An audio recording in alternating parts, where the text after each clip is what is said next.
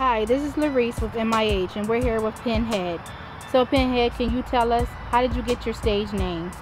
I invented that name back when I was like 13. I felt like I used my pen to write and my head to think, so I said Penhead. Is it important to you how your image is portrayed in youth's eyes? Yeah, it's real important. Actually, I would like for them to be very aware of what I'm saying and take it into heed, because a lot of what I'm saying for real is like, it's beneficial to them throughout their life. And I ain't gonna tell them too many reckless things, you know what I mean? Of course, I go through things in my life, but you know, you can't just lead people astray, so. As far as an artist is concerned, what do you think it takes to have longevity in the music industry? I think the big thing is creativity. You gotta be creative. If you're not creative and you're not cutting edge and you're not sharp in this game for real, you're gonna fall off real quick, because it's all about who has the next hottest thing. I feel like right now we're bringing the hottest in the game, so it's all good.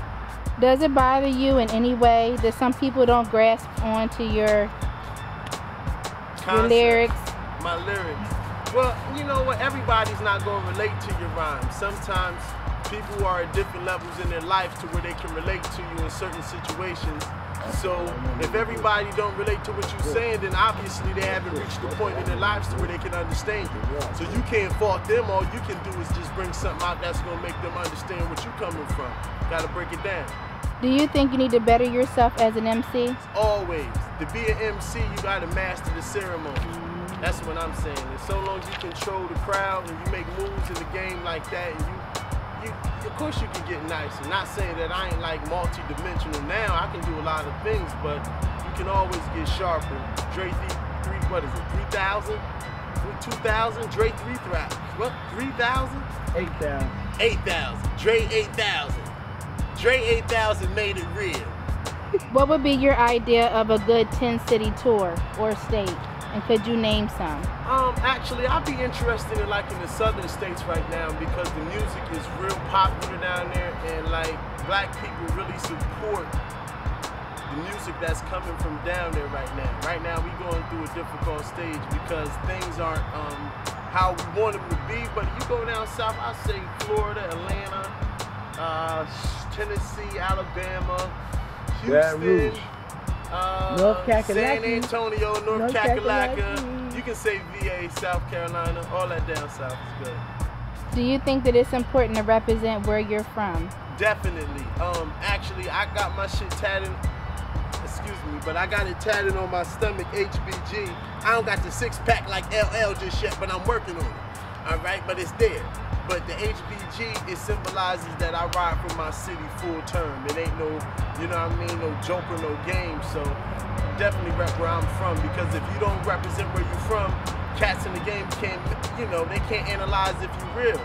Because if you ain't repping where you're from, then you ain't got the word of your people saying he's hot. If your people ain't saying you hot, you suspect. What was your most courageous time on stage or in the studio? It was numerous at times.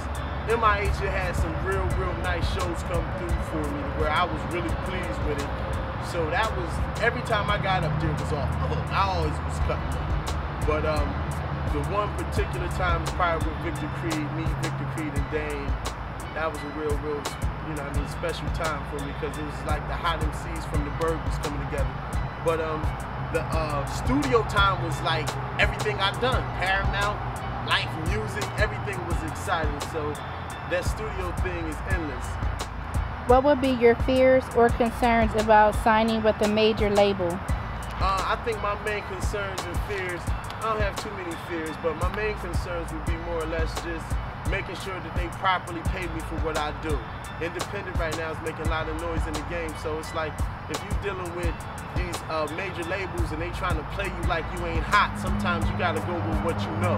And you gotta just take advantage of the situation. You can't be out in the game thinking it's gonna come all easy. You gotta work for what you get. So I think the majors, the main concern with me for them is to make sure I do platinum. I'm trying to do like 10 platinum, maybe 20 times. Okay. In just 45 seconds or less, can you tell people why they should support you as an artist? I think they should support me as an artist because I'm like them. I'm a day-to-day person. I don't forget where I come from.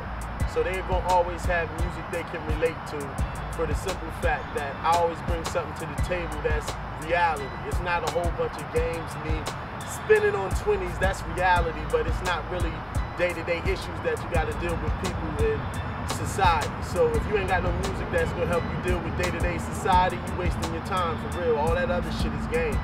If you don't mind, give your fans and whoever else is watching a few bars. The world's moving fast, quick. Niggas get blasted, lost in the action while time's still passing. Acting like my life ain't stress-filled, I'm losing it. Caught up in the game where the rules are disputed with, where loyalty is no longer. Dealers post corners, it's like a mirror. I see myself in the water. The borderline between hell and heaven is a thin line. Dead or alive, I live like a lesson. 24/7, my mind's tested. Travel through the streets with dreams of being better, but all I see is felons yelling up the block with rocks, selling things to misery. It's a chilling scene, getting green, splitting clean from 5-0. The sky shows a picture that Picasso couldn't describe, though I try to comprehend this without being a critic. I listen to the sirens play a song that's endless, living with the problems my father faced. That vodka taste lingers in my memory banks like toxic waste, out of shape. So I get my weight up, get my paper, record them days out the acres when cops used to chase us.